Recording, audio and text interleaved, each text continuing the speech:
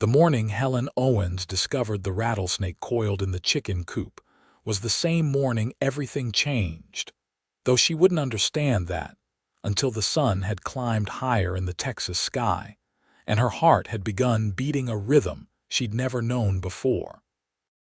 She had risen before dawn as always, pulling on her work dress and boots in the dim light filtering through the curtains of her bedroom in the small ranch house outside Los Alamos, Texas. The year was 1882, and Helen had been gathering eggs from her family's chickens every morning since she was tall enough to reach into the nesting boxes. At 21 years old, the routine was as familiar to her as breathing. She tied her dark blonde hair back with a ribbon, grabbed her basket, and stepped out into the cool pre-dawn air that smelled of sage and dust. The chickens were already stirring, their soft clucking sounds greeting her as she approached the coop. Helen unlatched the wooden door and stepped inside, letting her eyes adjust to the darkness. She moved to the first nesting box, reaching in carefully as her mother had taught her years ago. 3 warm eggs found their way into her basket. She moved to the second box, then the third. It was at the 4th box that she heard it, a dry, papery sound that made every muscle in her body freeze. The rattle. She knew that sound better than most, living out here in the Texas wilderness. Her hand was halfway to the nesting box, and in the growing light, she could just make out the diamond pattern of scales coiled in the shadows. Helen drew her hand back slowly, her breath caught in her throat. The snake's rattle continued, a warning that made her skin prickle. She took one careful step backward, then another. The rattlesnake was at least 4 feet long, thick-bodied and clearly agitated. One wrong move and it would strike. "Don't move." The voice came from behind her, low and steady. Helen's heart, already racing from the snake encounter, seemed to stop altogether. She recognized that voice. Kenneth Navarro. "There's a rattler in the nesting box," she whispered, barely moving her lips. "I can hear it. Just stay still." Helen stood frozen as she heard the soft sound of boots on dirt behind her. Kenneth moved with a quiet grace that seemed impossible for a man of his size. He was one of the ranch hands her father had hired 6 months ago, a cowboy who had drifted in from New Mexico with nothing but his horse, his saddle, and a reputation for being good with livestock. He was 24, tall and lean with dark hair that fell across his forehead and eyes the color of good whiskey. Helen had noticed him, of course. Any woman with working eyes would have noticed Kenneth Navarro, but noticing and speaking were 2 different things. Helen had exchanged perhaps a dozen words with Kenneth in all the months he'd worked on her father's ranch. He kept to himself mostly, sleeping in the bunkhouse with the other hands, working long days mending fences and breaking horses. He was polite when they crossed paths, always touching the brim of his hat and offering a quiet greeting, but nothing more. Now he was standing close enough that she could feel the warmth of him at her back. She heard the soft whisper of metal leaving leather and knew he'd drawn his knife. "When I tell you I need you to step to your left, quick but smooth, can you do that?" "Yes." "Good, on 3, 1, 2, 3. Helen stepped left, and in the same instant Kenneth moved forward. There was a blur of motion, the angry buzz of the rattlesnake reaching a fever pitch, and then a solid thunk as Kenneth pinned the snake's head to the wooden floor of the coop with the blade. The snake's body thrashed, but it was over. Kenneth held the knife steady until the thrashing slowed, then stopped. Helen released the breath she'd been holding. Her hands were shaking, she realized. The basket swung from her grip, the 3 eggs inside miraculously still intact. Kenneth straightened, wiping his knife blade on his trouser leg before sheathing it. He used a piece of scrap wood to pick up the dead snake, carrying it out of the coop and tossing it into the scrub brush far from the chickens. Helen followed him out on unsteady legs, the morning light now painting the eastern sky in shades of pink and gold.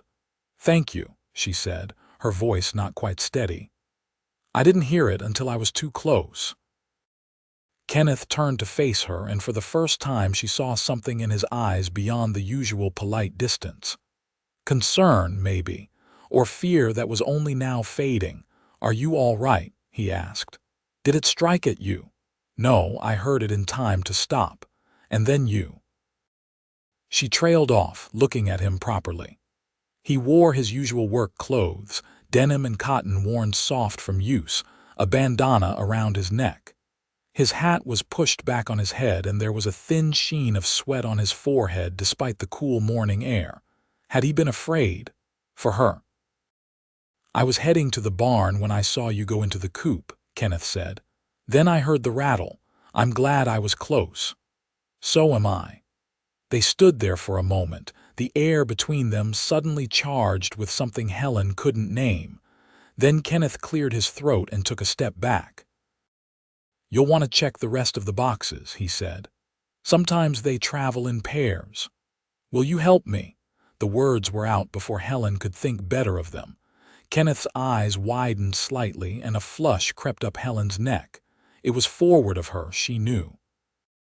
But the thought of going back into that coop alone made her stomach clench.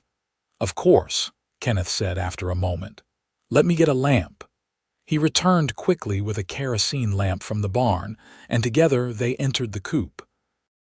Kenneth held the lamp high, checking each nesting box thoroughly before Helen reached in to gather the eggs. They worked in silence, but it was a different kind of silence than before. Helen was aware of every breath, every small movement. When Kenneth held the lamp close to one of the higher boxes, his arm brushed against her shoulder and Helen felt a spark run through her body like lightning. "That's the last one," Kenneth said finally. The basket was now full of eggs, enough for the family's breakfast and then some. No sign of another snake. "Thank you," Helen said again. "I should get these to the house. Mama will be starting breakfast." Kenneth nodded, but he didn't move toward the door. Instead, he looked at her with an expression that made Helen's pulse quicken. "Miss Owens," he said, then stopped. He seemed to be struggling with something. "Helen, if I may." "Yes, would it be all right if that is, I'd like to walk you to the house. Make sure there are no more snakes around." It was a thin excuse. They both knew it. The snake had been an anomaly, a piece of bad luck. But Helen found herself nodding. "I'd like that." They walked slowly across the dusty yard toward the ranch house, a modest two-story structure with a wide porch that Helen's father had built when he first claimed this land 15 years ago.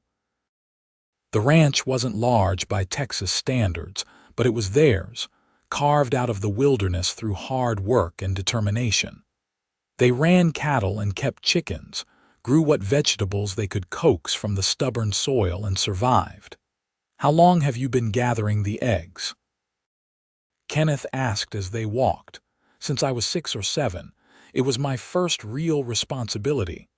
Mama said if I could do it without breaking them, I was old enough to help around the ranch."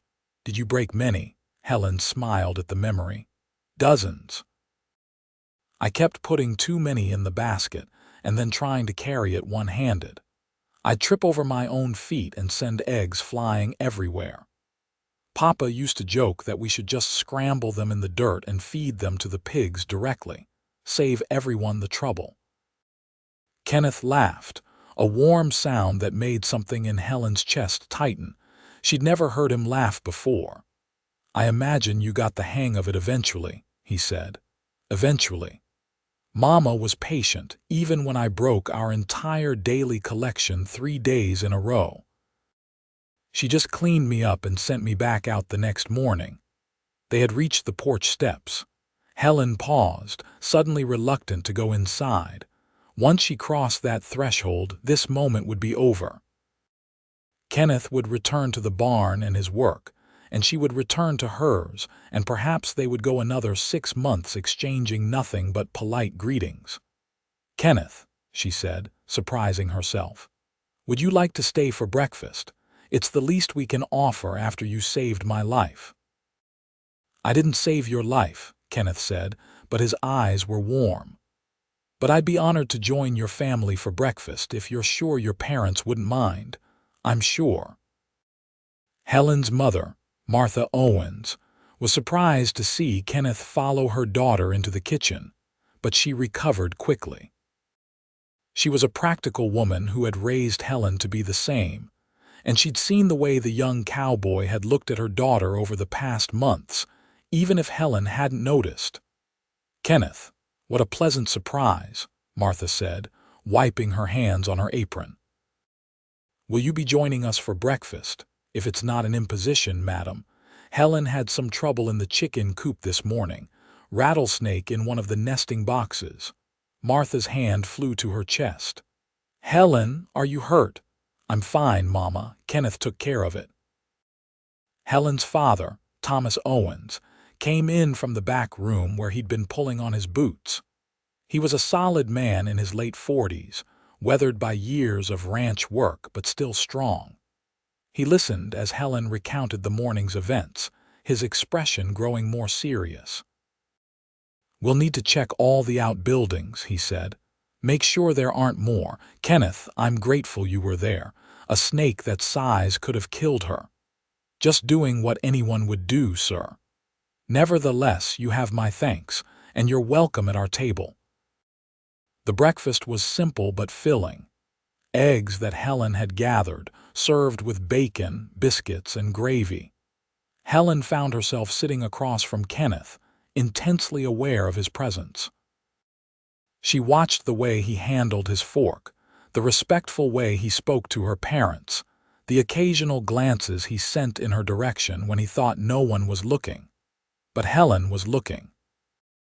For the first time in 6 months, she was really looking at Kenneth Navarro, and what she saw made her heart race in a way that had nothing to do with fear. After breakfast, Kenneth thanked the family and excused himself to return to his work. Helen walked him to the door, stepping out onto the porch with him. "Thank you again," she said softly, "for everything." Kenneth turned to her, and in the morning light his eyes were very bright. "Helen, I wonder if I might ask you something?" "Of course." He hesitated, and Helen could see him gathering his courage. "There's a dance in town this Saturday, at the church hall. I wondered if you might. That is, would you allow me to accompany you?" Helen's breath caught. "A dance with Kenneth." It was a simple thing, but it felt momentous, like standing at the edge of something vast and unknown. "I would love that," she said. The smile that broke across Kenneth's face was worth every moment of uncertainty. "Really, really? Then I'll call for you at 6. 6 is perfect." Kenneth touched the brim of his hat, a gesture that now felt intimate rather than merely polite. "Until Saturday, then." Helen watched him walk across the yard toward the barn, his stride long and confident. She pressed a hand to her chest, feeling the rapid beat of her heart.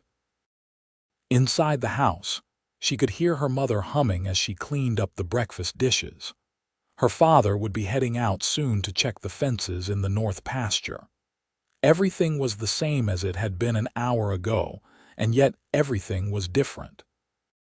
The days between that Monday morning and Saturday evening crawled by with agonizing slowness.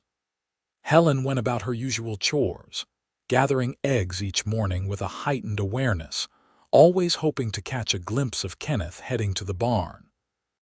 Sometimes she did, and he would wave and she would wave back, and the simple exchange would carry her through hours of mundane work. Her mother noticed the change in her, of course. On Wednesday afternoon, as they worked together in the kitchen preparing preserves from the season's last berries, Martha brought it up. "Kenneth seems like a good man," she said casually, too casually. Helen felt her cheeks warm. "He is. Your father speaks highly of him. Says he's one of the best horsemen he's ever hired. Honest, hardworking, reliable." "Yes," Martha smiled, glancing at her daughter. "He's also handsome." "Mama." "Well, he is. I'm not blind and neither are you. I've seen the way you look at each other when you think no one's watching." Helen focused intently on stirring the pot of berries on the stove. "We hardly know each other." "That's what courting is for, sweetheart, getting to know someone. And a dance is a fine place to start. You don't think it's too fast? He's only worked here for 6 months." Martha set down her wooden spoon and turned to face Helen fully. "When I met your father, he'd been in town for exactly 3 days. He came to my father's store to buy supplies for his new land claim. I took one look at him and knew. 3 days, Helen. Sometimes the heart knows before the head catches up." "Did you really?" "No, I really did. It scared me half to death, but I knew. And when he asked my father's permission to court me, I thought I might die of happiness right there in the middle of the store." Helen smiled, imagining her practical mother as a young woman falling in love. "What did you do?" I said yes, of course, and I've never regretted it, not for a single day. "Your father is a good man, Helen, the best I've ever known, but Kenneth might be that for you. You won't know unless you give him a chance." That night, Helen lay in bed thinking about what her mother had said. Did she know? Was that what this feeling was, this constant awareness of Kenneth's presence, this quickening of her pulse whenever he was near? She'd never felt anything like it before. There had been a few boys in town who had expressed interest over the years, but Helen had never been moved to encourage any of them. She'd always assumed that meant she wasn't the romantic type, that she'd end up making a practical marriage to a practical man, and that would be enough. But there was nothing practical about the way she felt when Kenneth looked at her. Nothing sensible about the way her skin seemed to come alive when he was near. And the thought of Saturday's dance filled her with a mixture of excitement and terror that kept her awake long into the night. Saturday arrived finally, bringing with it a flurry of preparation. Helen bathed in the afternoon, washing her hair with the lavender soap her mother saved for special occasions. She put on her best dress, a deep blue cotton with white trim that her mother had helped her make last spring. It wasn't fancy by city standards, but it was the nicest thing Helen owned, and when she looked at herself in the small mirror in her bedroom, she felt pretty. Martha helped her arrange her hair, pinning it up in a style that was more sophisticated than Helen's usual simple braid. "You look beautiful," her mother said, stepping back to admire her work. "Kenneth won't be able to take his eyes off you." "That's what I'm afraid of," Helen admitted. "Don't be afraid, just be yourself. That's who he's interested in after all. The girl who gathers eggs every morning without complaint, who helps around the ranch, who's brave enough to face down a rattlesnake. That girl is worth knowing." Helen hugged her mother, drawing strength from the embrace. She heard a knock at the front door and her father's heavy footsteps crossing the floor to answer it. Kenneth's voice, low and respectful, drifted up the stairs. Her father's response, equally low. Were they talking about her? The thought made her blush. "Time to go," Martha said, giving Helen a gentle push toward the door. Helen descended the stairs carefully, mindful of the long skirt. Kenneth stood in the entrance hall with her father, holding his hat in his hands. He wore clean clothes, his hair neatly combed, his boots polished. When he looked up and saw Helen, his expression made her feel like the most beautiful woman in the world. "Helen," he breathed, "you look wonderful. Thank you, so do you." Her father cleared his throat. "Kenneth, I expect you'll have my daughter home at a reasonable hour." "Yes, sir." "By 11 at the latest." "Good, and Kenneth, you take care of her." "With my life, sir." The earnestness in Kenneth's voice made Helen's heart skip. Her father seemed satisfied, nodding his approval. Martha appeared with a shawl for Helen, draping it over her shoulders. "Have a wonderful time," she said, kissing Helen's cheek. Kenneth offered Helen his arm, and they stepped out into the evening. He'd hitched up the ranch wagon for the journey to town, and he helped Helen up onto the seat with a gentleness that made her acutely aware of his hands on her waist. The sun was beginning its descent toward the horizon, painting the sky in brilliant shades of orange and red. The ride to Los Alamos took about half an hour. At first, they were both quiet, the silence stretching between them like a thread pulled taut. Then Kenneth cleared his throat. "I should tell you something," he said. "I'm not much of a dancer." Helen laughed, some of her nervousness dissipating. "Neither am I. I know the basic steps, but I'm not what you'd call graceful. Then we'll muddle through together." "That sounds perfect." Kenneth glanced at her, his expression soft. "Helen, I've been wanting to ask you to this dance for months. Ever since I first saw you in the chicken coop, gathering eggs like it was the most important job in the world. You had this look of concentration on your face, and there was a feather stuck in your hair, and I thought you were the prettiest thing I'd ever seen." Helen's cheeks burned. "I had a feather in my hair, right here." Kenneth lifted one hand from the reins to gesture near his temple. "A white one. It must have fallen from one of the hens." "Why didn't you say something? I must have looked ridiculous." "You looked beautiful. You always look beautiful." Helen didn't know what to say to that. Her heart was beating so hard she was sure Kenneth must be able to hear it over the clop of the horse's hooves and the rumble of the wagon wheels. "I wanted to talk to you," Kenneth continued, "but I didn't know how. You were always so focused on your work, and I was just one of the hired hands.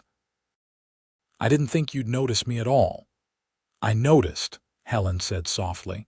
"I just didn't think you'd noticed me." Kenneth pulled the wagon to a stop, right there in the middle of the dusty road with nothing around them but scrub brush and the darkening sky. He turned to face Helen fully. "How could I not notice you? You're all I think about.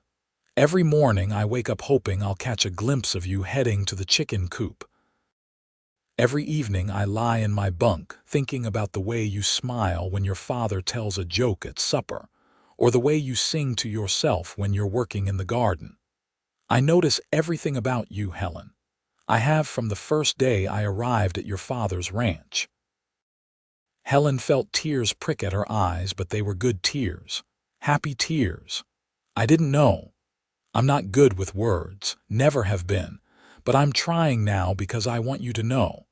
When I saw that rattlesnake in the coop, when I realized how close you were to being hurt, something in me went cold. The thought of anything happening to you, Helen, it's unbearable." "Nothing happened," Helen whispered. "You saved me. I'd do it again. I'd do it 1,000 times. I'd do anything for you." They sat there in the wagon, looking at each other as the last light faded from the sky. Helen reached out and took Kenneth's hand, lacing her fingers through his. His hand was warm and calloused from work, strong and steady. "We should keep going," she said finally. "We don't want to miss the dance."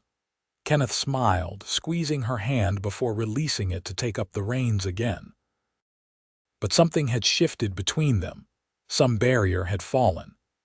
The silence as they continued toward town was comfortable now, filled with promise rather than uncertainty.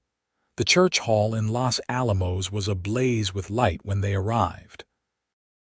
Music spilled out into the street, the sound of a fiddle and guitar mixing with laughter and conversation.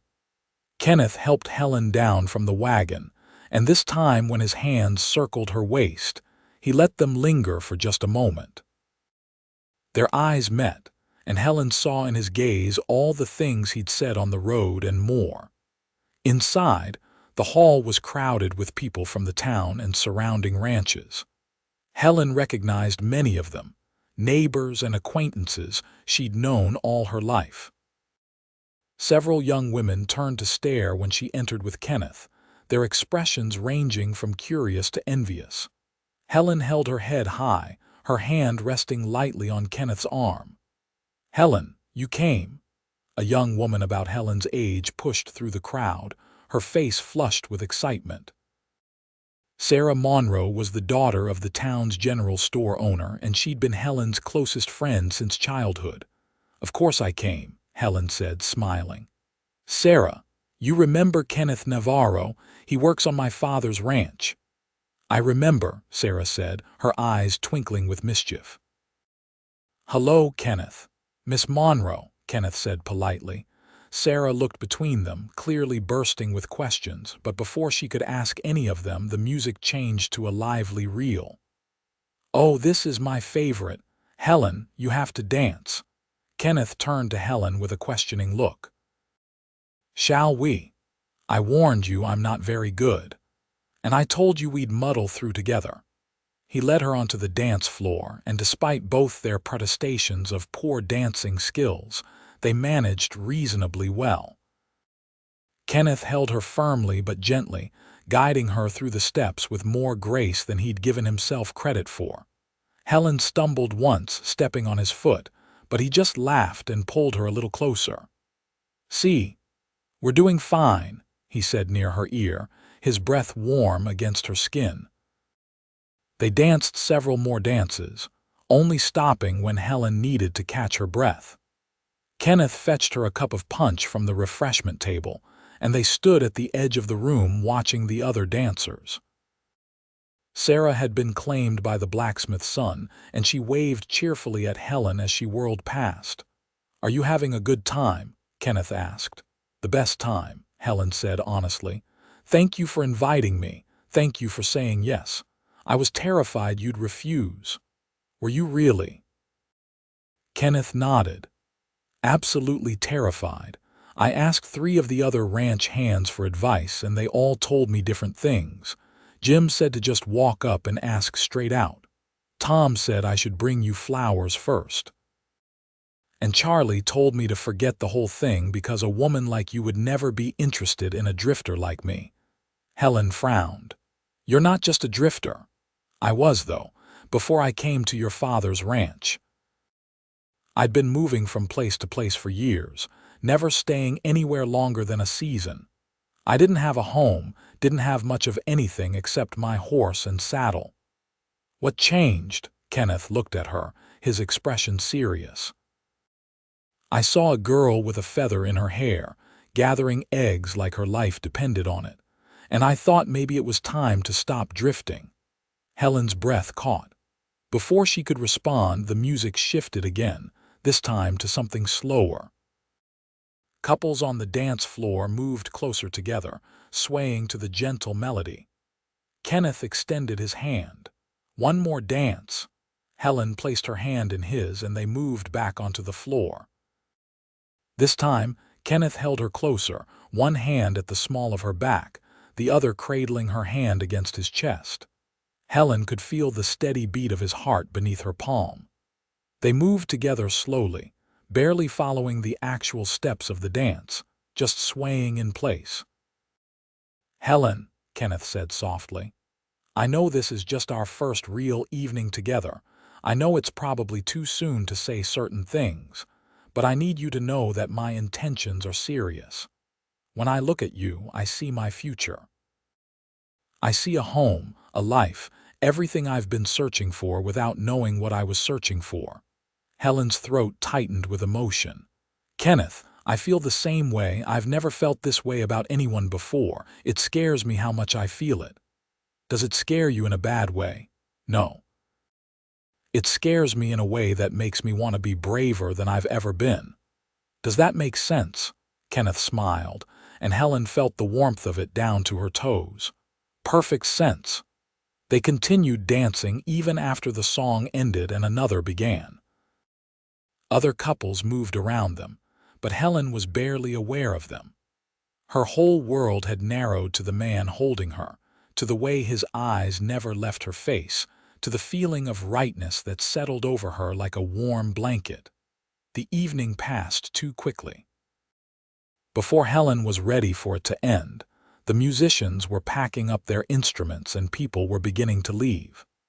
Kenneth retrieved her shawl and draped it over her shoulders, his fingers brushing the back of her neck in a touch that sent shivers down her spine.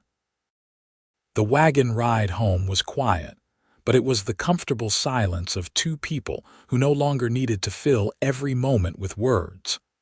Kenneth drove with one hand, his other arm stretched along the back of the seat behind Helen. She leaned slightly into his warmth, watching the stars emerge one by one in the vast Texas sky. When they reached the ranch, Kenneth helped Helen down from the wagon, but this time he didn't immediately release her.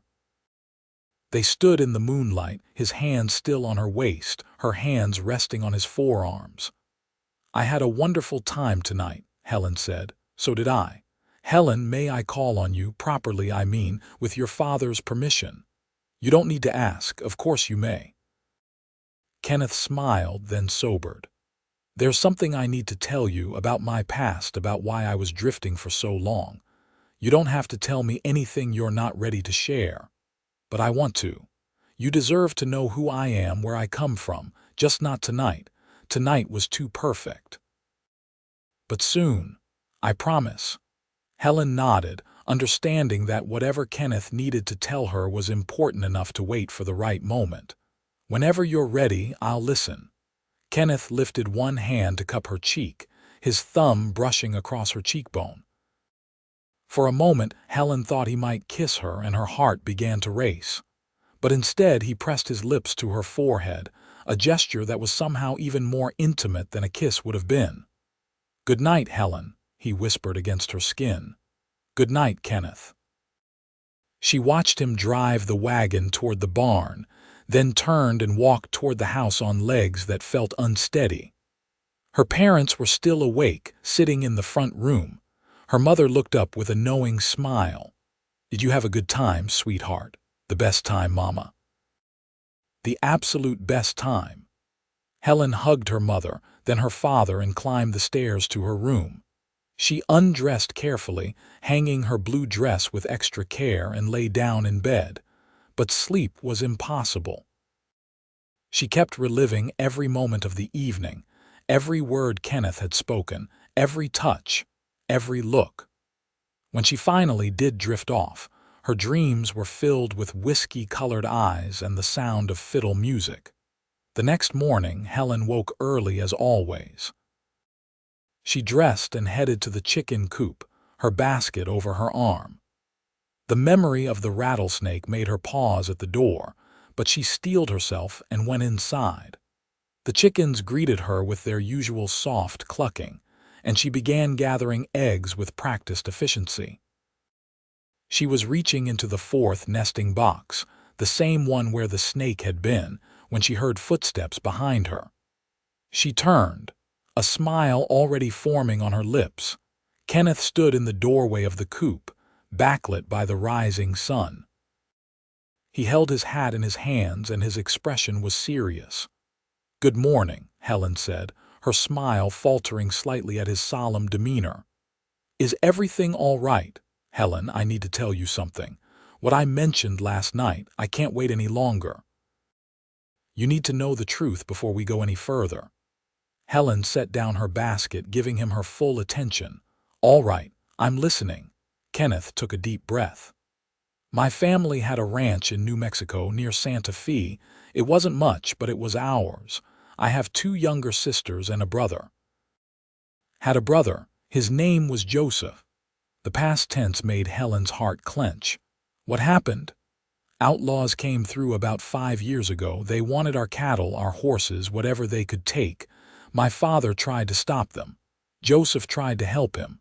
They were both killed. My mother and sisters survived, but we lost everything. The ranch, the livestock, everything." Helen pressed a hand to her mouth, her eyes filling with tears. "Kenneth, I'm so sorry. I was 19. It was my job to protect them, and I failed. After we buried my father and Joseph, I sent my mother and sisters to live with her brother in California. Then I started drifting, working odd jobs, never staying anywhere long because everywhere I went, I saw my brother's face. I saw my failure." "It wasn't your fault," Helen said firmly. "You were barely more than a boy. You couldn't have stopped armed outlaws. I should have tried harder. I should have done something."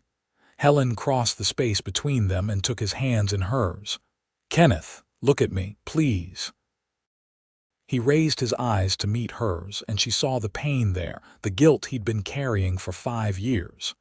"You survived," Helen said. "That's what your father and brother would have wanted. For you to survive and live your life. You didn't fail them. You did what you had to do to keep breathing, to keep going, and now you're here. You saved my life when that rattlesnake could have killed me. You're a good man, Kenneth, the best man I know. Helen, I don't have much. I've saved some money from working for your father, but it's not enough for land of my own, not yet. I can't offer you the kind of life you deserve. You can offer me yourself. That's enough. That's more than enough." Kenneth's hands tightened on hers. "Are you sure?" "Because, Helen, if we continue down this path, if I keep courting you, I'm going to fall so deeply in love with you that there'll be no coming back from it. I might already be there.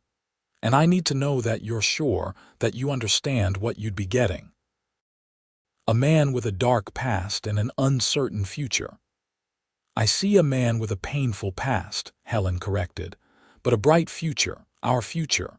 I'm sure, Kenneth. I've never been more sure of anything in my life." Kenneth pulled her close, wrapping his arms around her and holding her tight. Helen rested her head against his chest, listening to the rapid beat of his heart. They stood like that for a long moment, the chickens clucking softly around them, the morning sun growing brighter. "I need to ask your father's permission," Kenneth said finally, "to court you properly." "He'll say yes. I know he will. And if he does, if he gives us his blessing, then I'm going to work harder than I've ever worked in my life. I'm going to save every penny, and one day, Helen Owens, I'm going to ask you to be my wife. I want you to know that now. That's where my heart is heading." Helen pulled back just enough to look up at him. "One day, Kenneth Navarro, I'm going to say yes. I want you to know that now. That's where my heart is heading too." Kenneth smiled, a real smile that lit up his whole face. Then slowly, giving her plenty of time to pull away if she wanted to, he lowered his head and kissed her. It was gentle and sweet, a promise of more to come. Helen's arms came up around his neck, and she kissed him back, pouring all her feelings into the gesture. When they finally broke apart, both breathing hard, Kenneth rested his forehead against hers. "I should let you finish gathering eggs," he said, sounding reluctant, probably, "and you have work to do. But I don't want to leave, neither do I." They smiled at each other, and Helen felt a bubble of laughter rise in her chest. "This is ridiculous. We're standing in a chicken coop acting like lovesick teenagers. I am a lovesick teenager, or I feel like one anyway." Helen laughed, the sound bright and happy. "Go on, then. Let me finish my work. But Kenneth, come to supper tonight, talk to Papa. I will, I promise." Kenneth kissed her once more, quick and sweet, then left the coop. Helen watched him go, then turned back to her task with a smile on her face. The eggs seemed to shine brighter. The chickens' clucking sounded like music. And even the mundane task of gathering eggs felt special because Kenneth had been there, because he'd shared his pain with her and she'd been able to offer comfort. That evening, Kenneth presented himself at the ranch house door, cleaned up and nervous. Helen's father invited him into the front room, and Helen, unable to bear the suspense, hovered in the kitchen with her mother, trying to hear their conversation through the door. "Helen, stop eavesdropping," Martha whispered, though she was leaning toward the door herself. "I can't help it. What if Papa says no?" "He won't say no. Your father likes Kenneth, respects him, and more importantly, he can see how happy you've been since Saturday. He's not going to stand in the way of that." Martha was right. After what felt like an eternity but was probably only 10 minutes, Thomas called for Helen and Martha to join them in the front room. Kenneth stood when they entered, his expression cautiously hopeful. "Kenneth has asked my permission to court you," Thomas said, looking at his daughter. "He's told me about his past, about his intentions for the future, and I've given him my blessing." Helen let out a breath she hadn't realized she'd been holding. "Thank you, Papa." But, Thomas continued, holding up a hand, I expect this courtship to be conducted properly. Chaperoned visits, no unsupervised time alone together. I trust you both, but I also remember what it's like to be young and in love. We'll do this right. Yes, sir, Kenneth said. Absolutely. I wouldn't have it any other way. Martha smiled. Well then, this calls for a celebration. Kenneth, you'll stay for supper. I made extra. The meal was cheerful, filled with easy conversation and laughter. Helen sat next to Kenneth, acutely aware of his presence even though they were careful to observe her father's expectations for propriety. After supper, they all moved to the porch, where the evening air was cooler. Helen and Kenneth sat on the porch swing while her parents took the chairs, maintaining their role as chaperones but giving the young couple enough space for quiet conversation. Tell us about New Mexico, Martha said to Kenneth. I've never been, but I've heard it's beautiful. Kenneth launched into a description of the land near Santa Fe, the mountains and mesas, the way the light turned everything golden at sunset. His voice was warm with memory, and Helen could see that talking about his home, even with all the pain associated with it, was healing for him. Her mother asked gentle questions, and her father added his own observations about the differences between New Mexico and Texas. It was comfortable and easy, and Helen felt a deep sense of contentment settle over her. When Kenneth finally rose to leave, thanking the family for their hospitality, Helen walked him to his horse.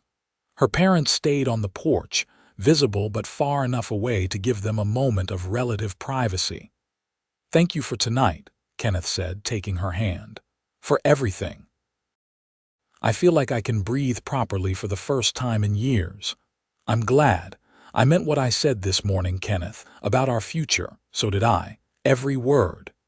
He lifted her hand to his lips, pressing a kiss to her knuckles. I'll see you tomorrow morning. I'll be in the chicken coop at dawn, same as always. Then I'll find a reason to walk past the chicken coop at dawn, same as always. Helen laughed. Have you been doing that, walking past deliberately? Every single morning since I started working here, I thought I was being subtle. You were. I never noticed. Good. I would have died of embarrassment if you'd realized. They smiled at each other in the darkness, and Helen felt that now familiar flutter in her chest. Kenneth mounted his horse with easy grace, touched his hat brim in farewell, and rode toward the bunkhouse. Helen stood watching until he disappeared from view, then returned to the porch where her parents waited. He's a good man, Thomas said simply. The best, Helen agreed. The days that followed fell into a new rhythm.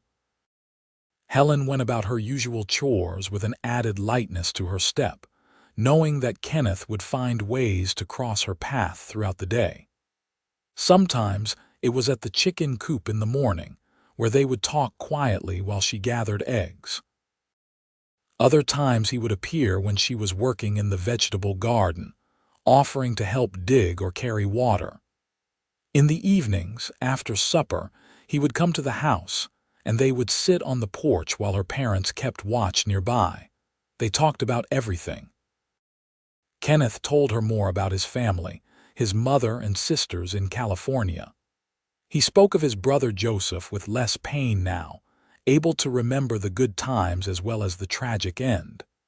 Helen shared her own stories, her childhood on the ranch, her dreams for the future. They discovered shared loves, a passion for horses, an appreciation for the stark beauty of the Texas landscape, a deep desire for home and family. 2 weeks after their first dance, there was another social event in town, a church picnic. Kenneth escorted Helen, and this time there was no uncertainty between them.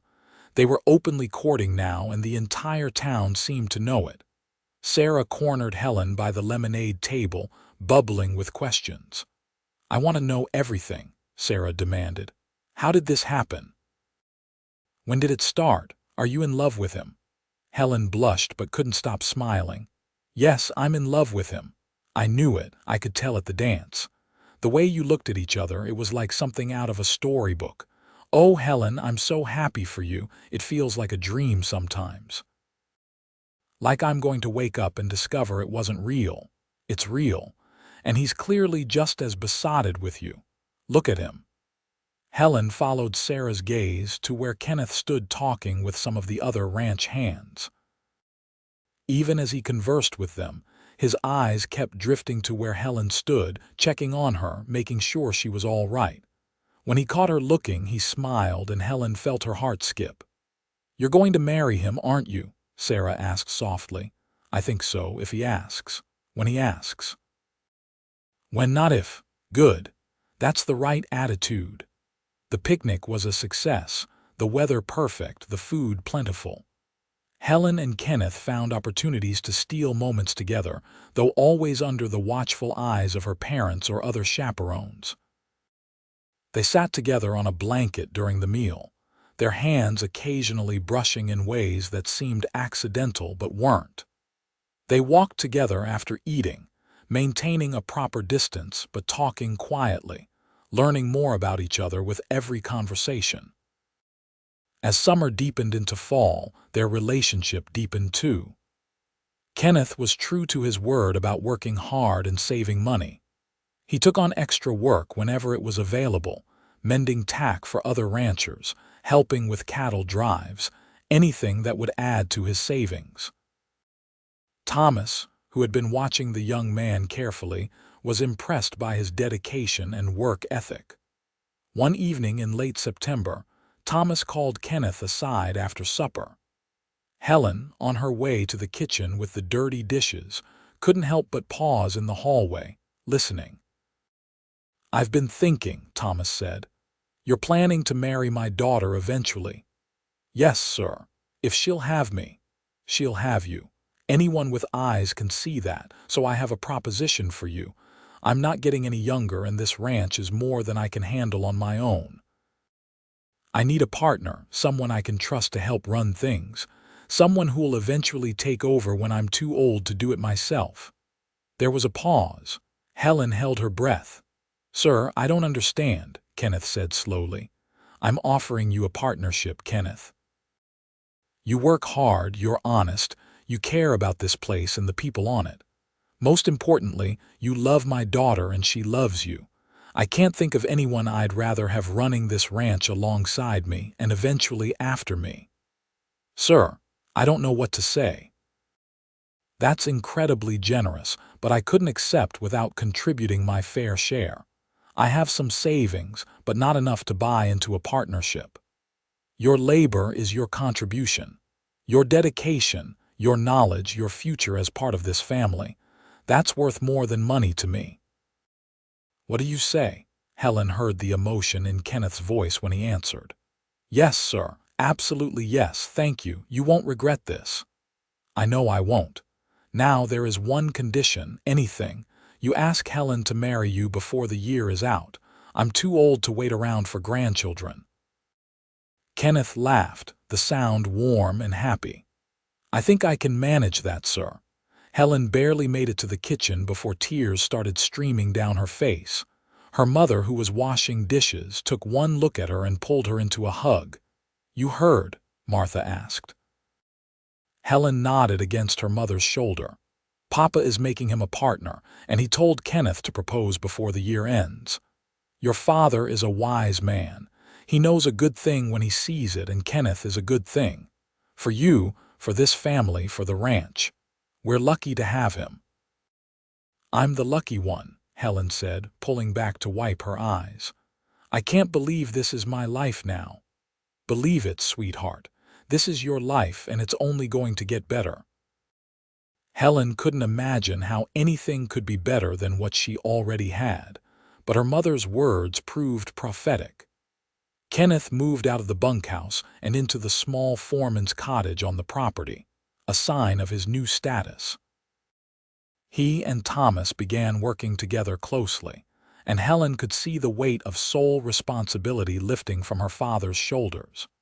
The ranch ran more smoothly than it had in years, and there was a sense of security and prosperity that hadn't been there before. But Kenneth didn't propose. October came and went with no ring, no question. November arrived, bringing cooler weather and shorter days. Helen told herself to be patient, that Kenneth had until the end of the year, that he would ask when the time was right. But as the weeks ticked by, she began to wonder if perhaps he'd changed his mind. Maybe the reality of committing to one place, one person forever, had made him reconsider. Maybe he wasn't ready after all. She tried not to let her worry show, but Kenneth knew her well enough by now to sense when something was wrong. One evening in late November, as they sat on the porch swing, he finally asked about it. "Helen, are you upset with me?" "No, of course not. You seem distant lately." "If I've done something wrong, I need you to tell me. I can't fix it if I don't know what it is." Helen struggled with how to answer. It seemed presumptuous to ask why he hadn't proposed yet, when perhaps he'd never intended to propose at all. Maybe she'd misunderstood the whole thing. "It's nothing," she said finally. "I'm just tired. Harvest season is always exhausting." Kenneth studied her face, clearly not believing her, but he didn't push. Instead, he changed the subject, telling her about a new foal that had been born that afternoon, and the moment passed. But Helen's worry grew as November turned into December. The first snow fell, unusual for Texas but not unheard of. The ranch prepared for winter, storing hay, checking fences, making sure the livestock would be protected from any harsh weather.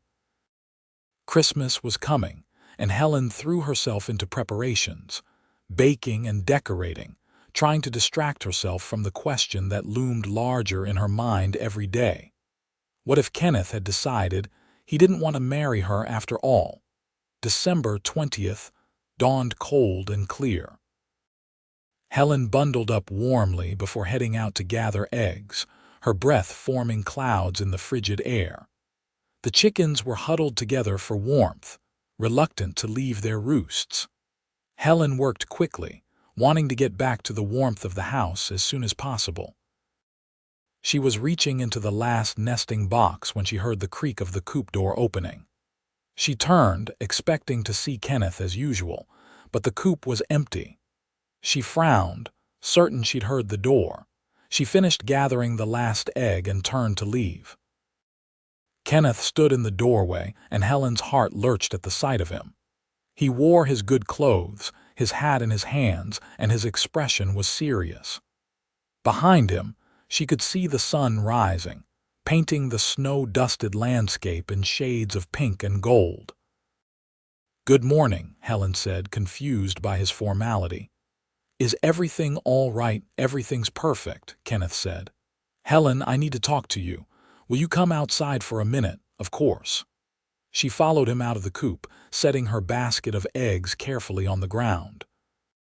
Kenneth led her a short distance away, to a spot where they could see the whole ranch spread out before them. The house, the barn, the pastures, the cattle grazing peacefully in the distance.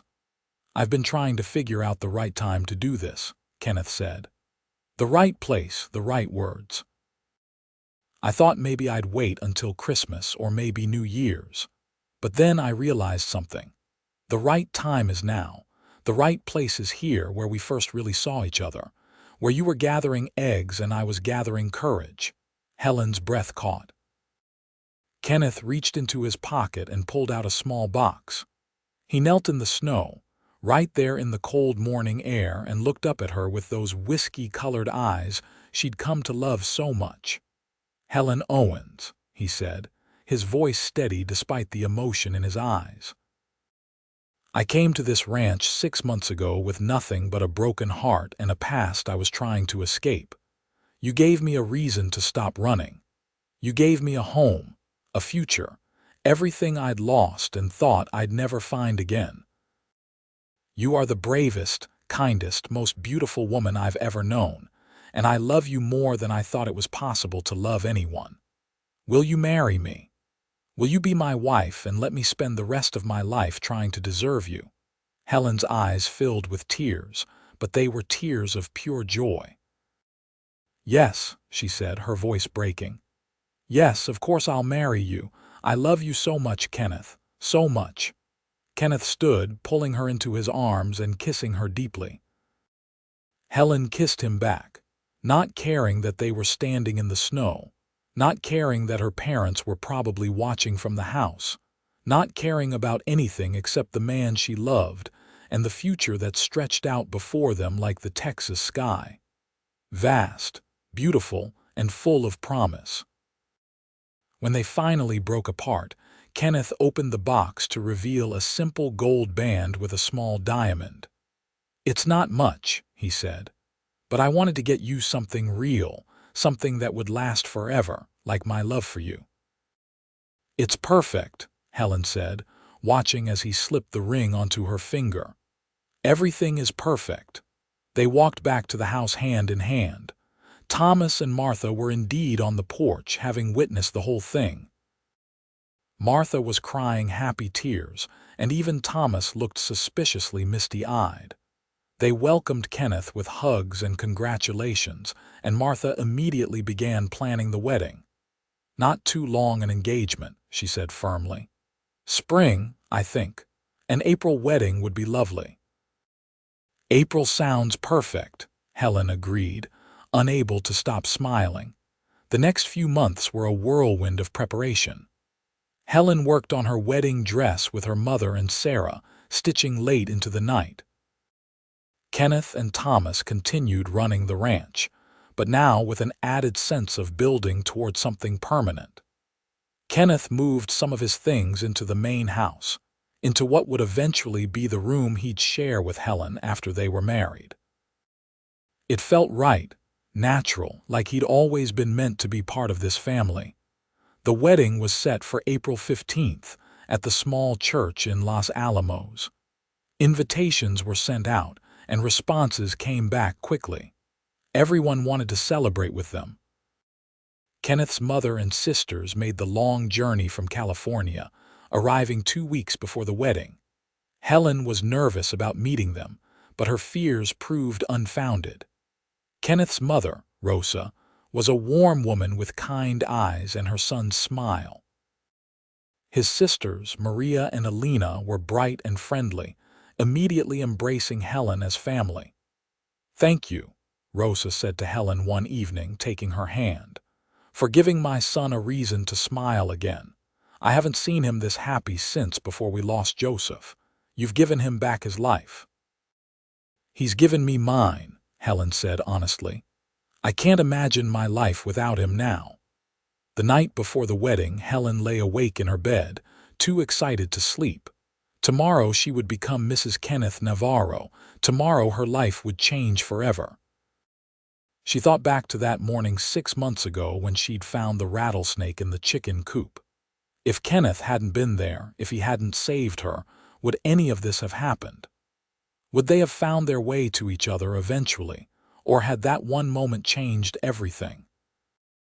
She supposed it didn't matter. What mattered was that they had found each other, that they had fallen in love, that tomorrow they would stand before God and their families and promise to love each other for the rest of their lives. The morning of April 15th dawned bright and clear, warm but not hot, perfect for a spring wedding. Helen's mother helped her into her wedding dress, a beautiful white gown with lace trim and pearl buttons that had taken months to complete.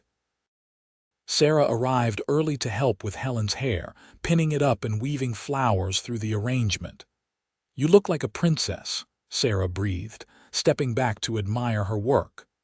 "I feel like one," Helen said, looking at herself in the mirror. The dress fit perfectly, the white fabric making her skin glow.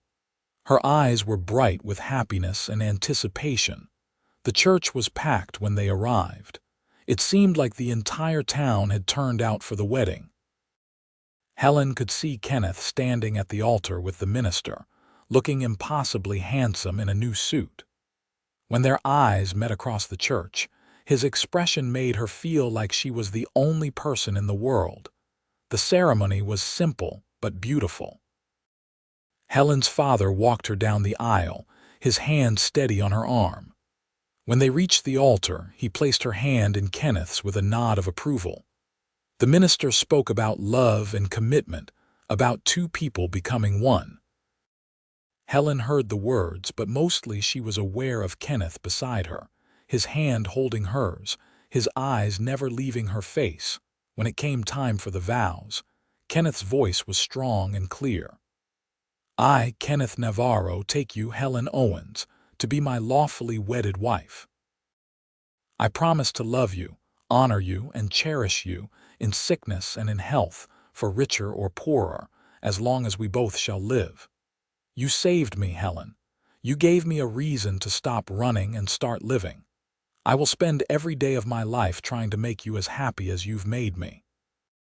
Helen's voice shook slightly with emotion when she spoke her own vows. I, Helen Owens, take you, Kenneth Navarro, to be my lawfully wedded husband. I promise to love you, honor you, and cherish you in sickness and in health, for richer or poorer, as long as we both shall live. You showed me what it means to truly love someone, Kenneth. You are my home, my future, my everything. I love you with all that I am, and I always will. The minister pronounced them husband and wife, and when Kenneth kissed her, the church erupted in applause and cheers. Helen kissed him back, pouring all her love and joy into the gesture, and knew that this was just the beginning of their story. The reception was held at the ranch, tables set up in the yard, food and music in abundance. People danced and celebrated late into the evening. Helen danced with her new husband, with her father, with the ranch hands who had become friends. She laughed and smiled until her face hurt, accepting congratulations and well wishes from everyone. As the sun began to set, Kenneth pulled her aside, away from the crowd. They walked to the chicken coop, of all places, and stood looking at the simple structure that had played such an important role in their love story. This is where it all started, Kenneth said, pulling Helen close. Right here, in the most ordinary place on the most ordinary morning. You were gathering eggs and I was gathering courage. I'm glad you found it. The courage, I mean. So am I. Although if I'm being honest, I've been afraid I'd wake up and discover this was all a dream, that you weren't real, that this happiness wasn't real. Helen took his face in her hands, making him look at her. I'm real. This is real. We're married now, Kenneth. We have the rest of our lives together. That's not a dream. That's our reality. Kenneth smiled, the smile she loved so much, and kissed her softly. Our reality. I like the sound of that, Mrs. Navarro. So do I, Mr. Navarro. So do I. They walked back to the party hand in hand, ready to celebrate with their family and friends, ready to begin their new life together. The future stretched out before them like the endless Texas sky, full of possibility and promise. And as it turned out, that future was everything they'd hoped for and more. Kenneth and Thomas ran the ranch together, making it more prosperous than it had ever been. Helen continued her work around the ranch, but now she did it alongside her husband, building a life and a legacy. They faced challenges, of course. There were harsh winters and dry summers, cattle that got sick and fences that needed constant mending. But they faced it all together, as partners in every sense of the word. 2 years after their wedding, Helen gave birth to their first child, a robust boy they named Joseph, after Kenneth's lost brother. Rosa Navarro, who had moved from California to be closer to her son and new grandchild, wept when they told her the name. Kenneth held his son with shaking hands, tears streaming down his face, and Helen knew that some part of the old pain was finally healing. He has your eyes, Helen said softly, watching Kenneth cradle the baby. And your stubborn chin, Kenneth replied, smiling through his tears. He's perfect. You're perfect. I don't know what I did to deserve this, to deserve you. You didn't have to do anything. You just had to be yourself. That was always enough. 3 years later, a daughter arrived, named Martha after Helen's mother. She had her father's dark hair and her mother's determined spirit. Kenneth doted on both his children, teaching Joseph to ride almost as soon as the boy could walk, reading to Martha from the handful of precious books they owned. The ranch continued to prosper. Kenneth's reputation as a fair and honest rancher spread, and other landowners began seeking his advice. Thomas, now in his 60s, was able to step back and let the younger generation take the lead, though he still involved himself in major decisions. He and Martha enjoyed their grandchildren, spoiling them shamelessly and filling the ranch house with laughter. Sarah Monroe married the blacksmith's son and moved to the east side of town. She and Helen remained close friends, visiting often and watching their children grow up together. Kenneth's sisters married as well, Maria to a rancher from a neighboring property and Alina to a school teacher in town. The family gatherings were loud and joyful, filled with the kind of love that Kenneth had thought he'd lost forever when his father and brother died. On their 5th wedding anniversary, Kenneth and Helen took a rare evening away from the ranch and their children, riding out to a hilltop overlooking their land. The sun was setting, painting the sky in brilliant shades of orange and red, the same colors that had filled the sky on their first wagon ride to the dance in town. "You remember what you told me that first night?" Helen asked, leaning against her husband's side. "About how you'd noticed me from the first day you arrived." "Of course I remember. I was terrified I was saying too much, moving too fast, but I couldn't help it. I'd been holding it in for so long. I'm glad you told me. I'm glad you took the chance." Kenneth turned to face her, taking both her hands in his. "Helen, these past 5 years have been the happiest of my life. Every single day with you is a gift. You gave me back my heart when I thought it was broken beyond repair. You gave me a family, a home, a purpose. You gave me everything. You gave me the same. Before you, I thought I knew what love was, but I didn't. Not really. You showed me that love isn't just a feeling, it's a choice you make every day, to be patient, to be kind, to be present, to show up even when it's hard, especially when it's hard. You choose me every day, Kenneth, and I choose you." "Always," Kenneth said, his voice rough with emotion. "I will always choose you."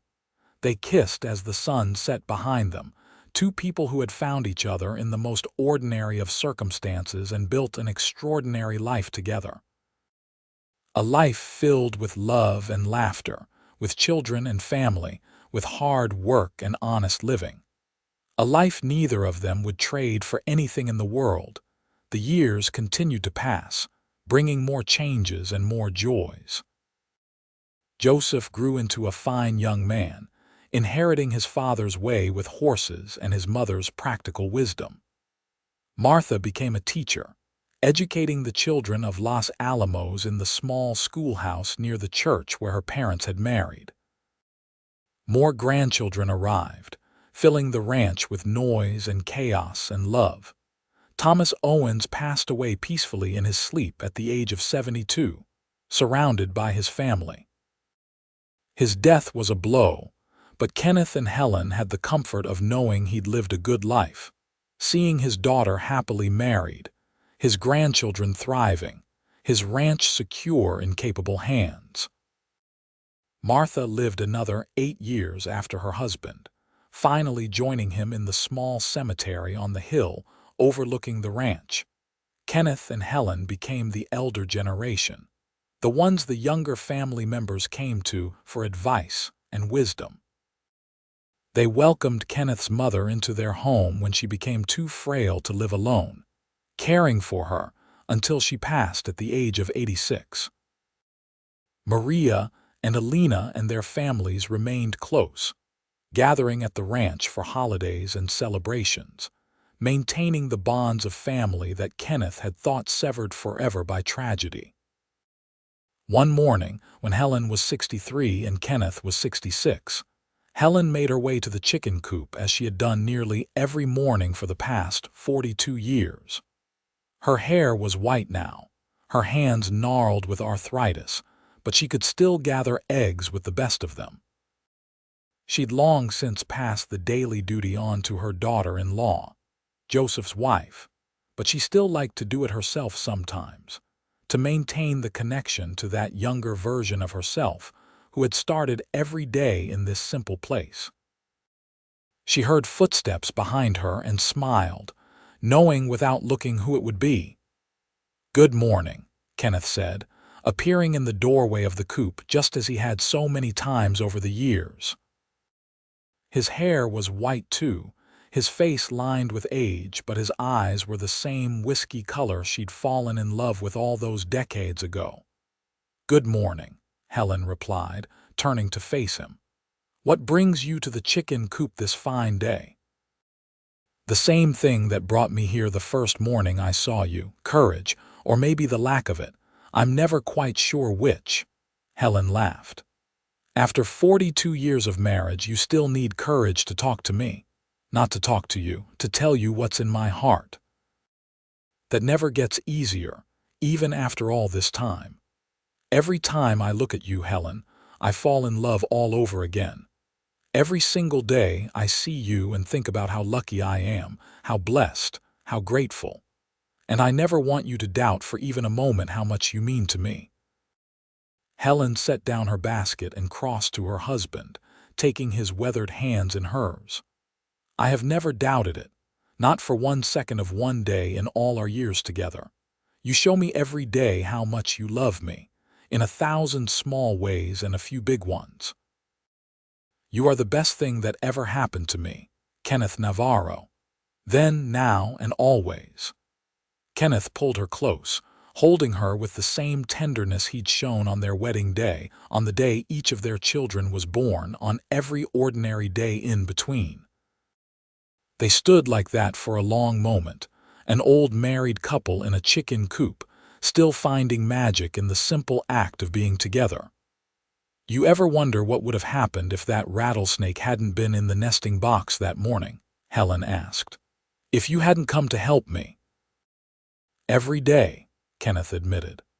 "And every day I thank God for that snake, dangerous as it was, because it gave me the excuse I needed to finally talk to you, to finally act on the feelings I'd been holding inside for months. That snake might have saved your life when I killed it, but you saved mine just by existing, by being the woman you are. I was lost before I found you, Helen, drifting without purpose or direction. You gave me a reason to stop drifting. You gave me a home. You gave me the same. I didn't know I was waiting for you, but I was. My whole life, I was waiting for the moment you would walk onto this ranch and change everything. I'm so glad you found the courage to speak to me that morning. I'm so glad you gathered more than just eggs that day." Kenneth smiled, that same warm smile that still made Helen's heart skip after all these years. "I gathered my courage, gathered my nerve, and eventually I gathered enough sense to ask you to marry me. Best decision I ever made." "Second best," Helen corrected. "The best decision was stopping your drifting and staying at this ranch in the first place." "Fair point. Though really, that wasn't a decision. That was fate. I took one look at you and knew I wasn't going anywhere." They finished gathering the eggs together, just as they'd done countless times over the decades. Then they walked hand in hand back to the ranch house, where their family was gathering for Sunday dinner. Their son and daughter and their families, grandchildren ranging from infants to teenagers, the house full of life and love and laughter. As they approached the house, Helen paused, turning to look back at the chicken coop, at the land spread out around them, at everything they'd built together over more than 4 decades of marriage. "What are you thinking?" Kenneth asked, following her gaze. "I'm thinking about that morning," Helen said. "The rattlesnake, the fear, you appearing like a knight in shining armor. Well, like a cowboy in dusty work clothes, but close enough. I'm thinking about how one moment, one encounter can change everything. How the trajectory of an entire life can shift in the space of a heartbeat. Do you regret it? The life we've built? Helen turned to him, shocked. Regret it? Kenneth, I regret nothing, not one single moment. This life with you, raising our children, building this ranch, growing old together, it's more than I ever dreamed of. You are more than I ever dreamed of. I love you more now than I did the day we married, and I loved you completely even then. Kenneth's eyes grew bright with emotion. He pulled her close, kissing her forehead, her cheeks, her lips, soft kisses that spoke of a lifetime of love and devotion. I love you too, he whispered. More than words can say. Thank you for saying yes all those years ago. Thank you for choosing me, for building this life with me, for loving me even when I didn't think I deserved to be loved. You are my everything, Helen. Then, now, and forever. They stood there in the warm Texas sunshine, two people who had found each other in the midst of an ordinary morning and created an extraordinary life. Around them, their legacy thrived. Children and grandchildren, land and livestock, a home filled with love. It was everything they'd hoped for and more. Inside the house, their family waited, voices calling for them to come in. Dinner was ready. Helen and Kenneth smiled at each other and walked together toward the house, toward the noise and chaos and joy of their family gathered. They walked the way they'd walked through life, hand in hand, side by side, partners in every sense of the word. And as the sun climbed higher in the sky, casting golden light over the ranch, over the chicken coop where it had all begun, over the life they'd built together from nothing more than courage and love, Helen Navarro thought about mornings. About how every morning brought new possibilities, new chances, new beginnings. About how one morning, gathering eggs as she'd done 1,000 times before, her life had changed forever. She squeezed her husband's hand, feeling his answering pressure, and stepped into the house. Into the warmth and light and love of the family they'd created. Into the next chapter of their story, still being written even after all these years. Because love, real love, doesn't end. It grows and changes and deepens, becoming richer with every passing year, every shared experience, every moment of joy and sorrow weathered together.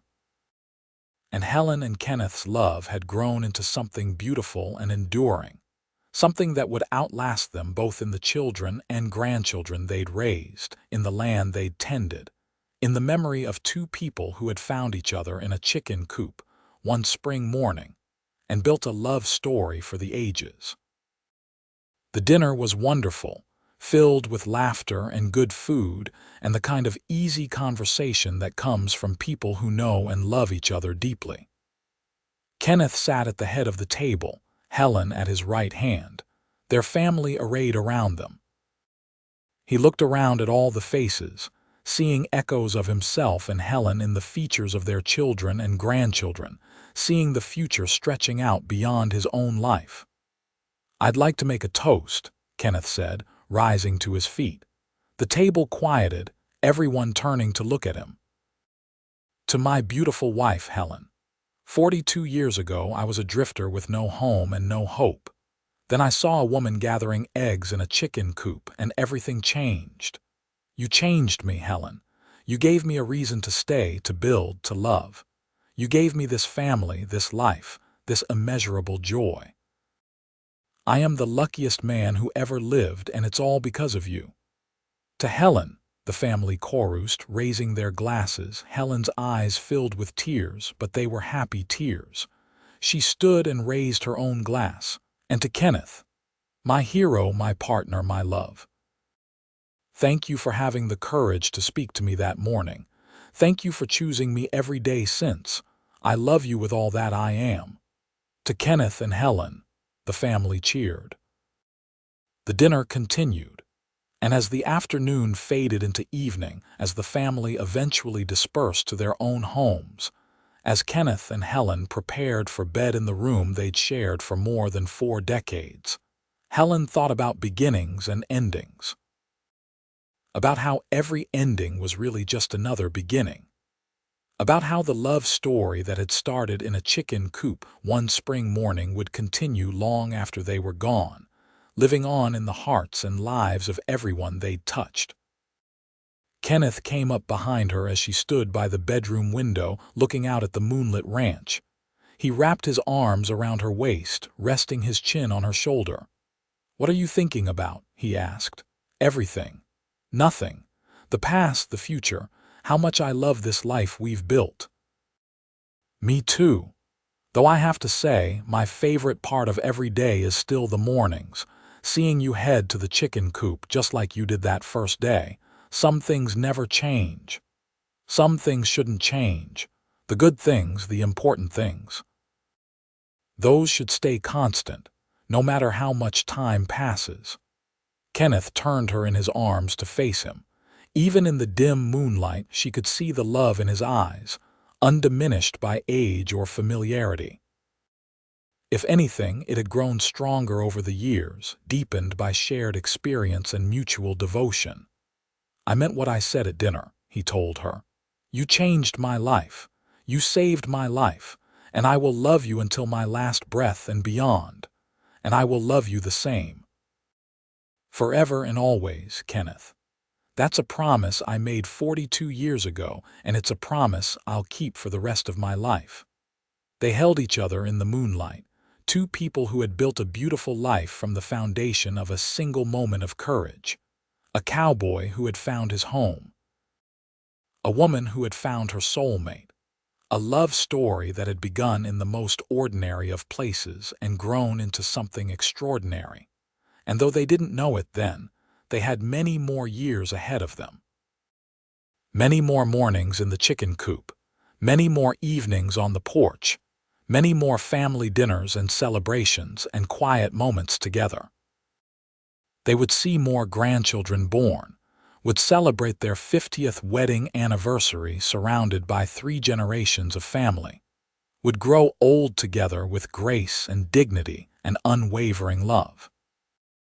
Kenneth would eventually pass away peacefully at the age of 79, holding Helen's hand, his last words a whispered declaration of love. Helen would follow him 3 years later, at the age of 79 herself, surrounded by their children and grandchildren.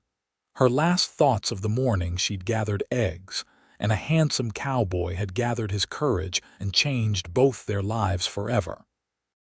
They would be buried side by side in the small cemetery on the hill, their graves marked with a simple stone that read, "Kenneth and Helen Navarro, beloved parents and grandparents, together forever." And the ranch would continue, passed down to their son Joseph and then to his children, generation after generation maintaining the legacy that Kenneth and Helen had built. But that was all in the future. On this night, as they finally climbed into bed, as Kenneth pulled Helen close and she rested her head on his chest, listening to the steady beat of his heart, they were simply 2 people in love. 2 people who had found each other against all odds and built something beautiful. 2 people whose love story had started in a chicken coop one spring morning and would echo through eternity. "Good night, my love," Kenneth whispered into Helen's hair. "Good night, my darling," Helen whispered back. And as they drifted off to sleep, wrapped in each other's arms, the moon shone down on the ranch, on the chicken coop where it had all begun, on the land they'd tended and the life they'd built.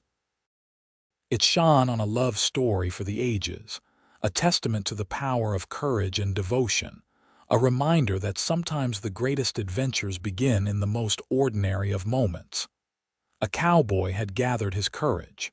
A woman had gathered eggs. And together, they had gathered a lifetime of love, joy, and happiness. It was a story that would be told and retold by their descendants, a legend of love that would inspire generations. And though Kenneth and Helen would eventually leave this world, Their love would remain, eternal and unchanging, a beacon of hope and proof that true love, when tended and cherished, lasts forever. The end of their mortal story was also a beginning, a continuation of love that transcended death itself. For love, real love, never truly ends. It transforms, it continues, it lives on in the hearts of those left behind. And Kenneth and Helen's love lived on in spectacular fashion, in the faces of their descendants, in the prosperity of the ranch they'd built together, in the memory of two people who had loved each other with everything they had and created something beautiful from that love. This was their story. A cowboy and his bride. A love that started with eggs and courage and grew into something eternal. A testament to the power of taking chances, of speaking up, of gathering the courage to reach for what your heart desires. It was a story that proved that love, when it's real and true, can conquer anything, can heal old wounds, can build new futures, can transform two lonely people into a family, a legacy, a love story for the ages. And it all began one spring morning when Helen went to gather eggs, and Kenneth gathered the courage to speak to her, setting in motion a love story that would span decades and touch countless lives. A simple moment, an ordinary morning, and everything changed forever.